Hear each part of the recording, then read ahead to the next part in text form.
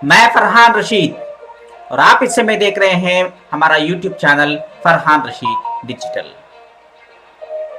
दोस्तों, तकरीबन 6-7 महीने से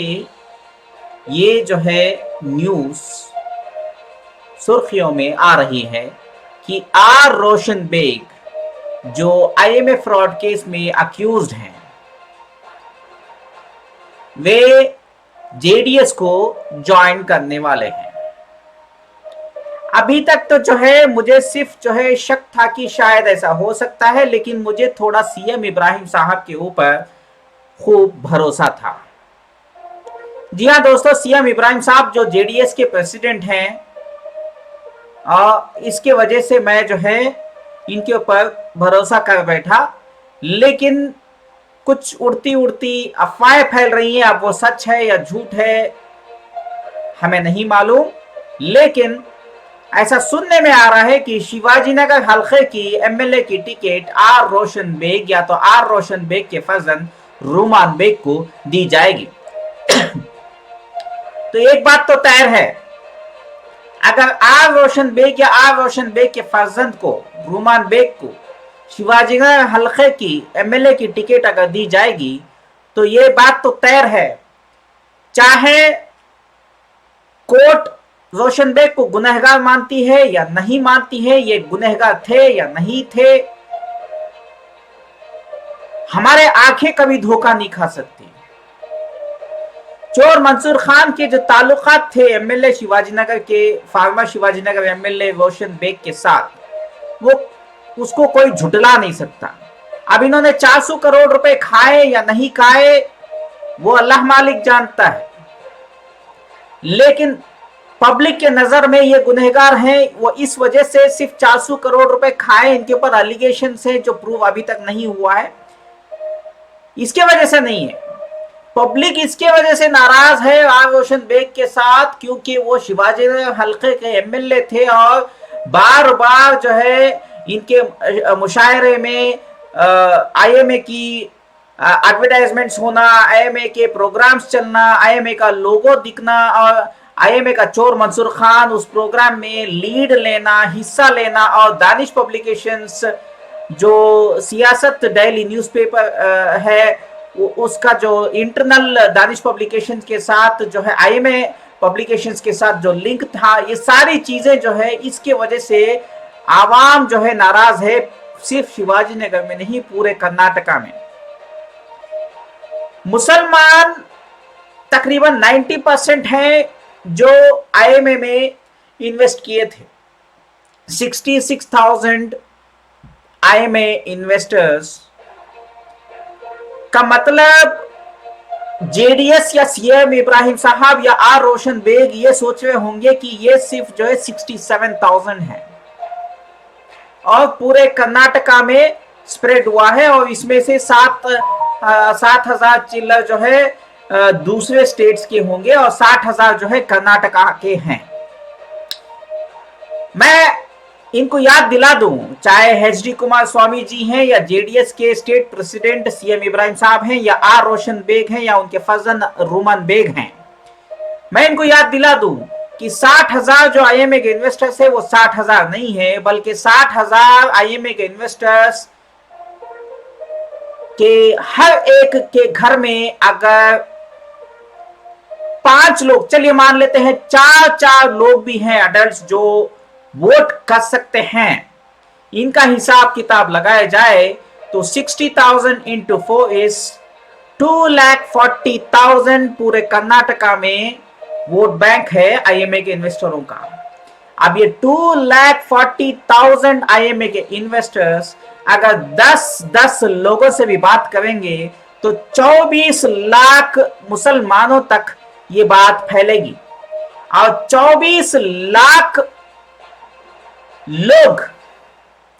24 लाख मुसलमान अगर कर्नाटका के 10 लोगों से बातचीत करेंगे तो ये 2.4 करोड़ 2 करोड़ 40 लाख मुसलमानों तक बात फैल जाएगी। इस बात को जो है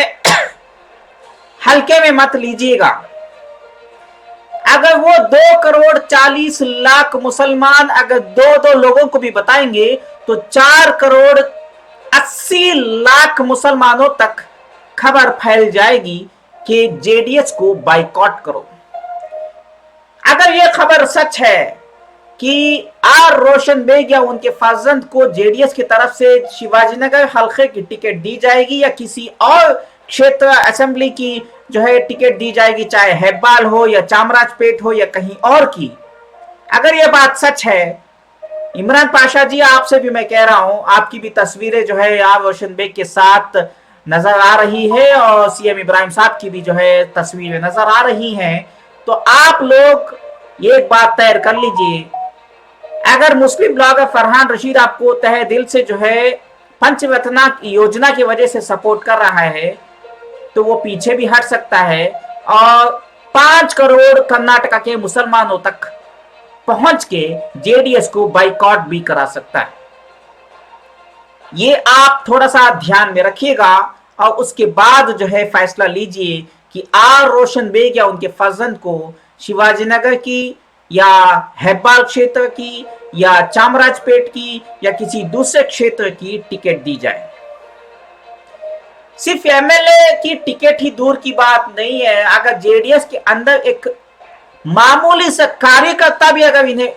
का औहदा भी अगर दिया जाए, चाहे आर रोशन बेग या आर रोशन बेग के फर्जंद रूमान बेग को, तो आवाम खामोश नहीं बैठेगी। इसका मतलब ये नहीं है कि मैं ये कह रहा हूं कि ये सियासतदान जो है आर रोशन बेग या उनके फर्जंद गुनहगार हैं, ये तो कोर्ट बताएगा और अल्लाह बेहतर जानता है, इनके ऊपर एलिगेशंस लगे हैं। लेकिन ये बात भी झुटलाई नहीं जा सकती कि आईएमए के चोर मंसूर खान के साथ इनके ताल्लुकात अच्छे थे और इनके मुशायरों में और इनके न्यूज़पेपर जो दानिश पब्लिकेशन की जो सियासत न्यूज़पेपर है उनमें इनके ताल्लुकात थे, बिजनेस इंटरेस्ट थे, तो हम जो है इनको लाइटली नहीं ले सकते, हम इनको माफ नहीं कर सकते।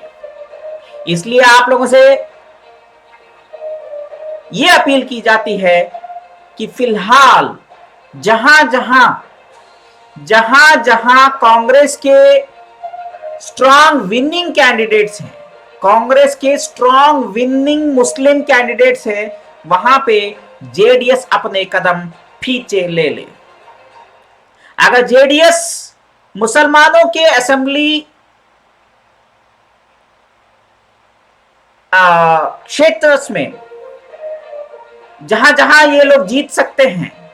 पूरी मेजॉरिटी के साथ, वहां अगर जेडीएस अगर ओपोनेंट में एक कोई स्ट्रांग कैंडिडेट खड़ा करने की कोशिश या साजिश करेगी तो मजबूरन पूरे कर्नाटका में 5 करोड़ से भी ज्यादा मुसलमानों को अफसोस होगा कि वो जेडीएस को पूरी तरह से बाइकॉट करेंगे। हां, हमें मालूम है जेडीएस जो है कुरैशी खानदान के वोट बैंक को एनकैश करने में वक्त की नाजुकियत को समझते हुए कामयाब रही है, लेकिन अगर मसला जब आईएमए के ऊपर आता है या जिसका नाम डायरेक्टली या इनडायरेक्टली आईएमए के साथ जुड़ा हुआ है, अगर मसला वहां आता है, ये कुरैशी खानदान के मुसलमान भी जो है जेडीएस को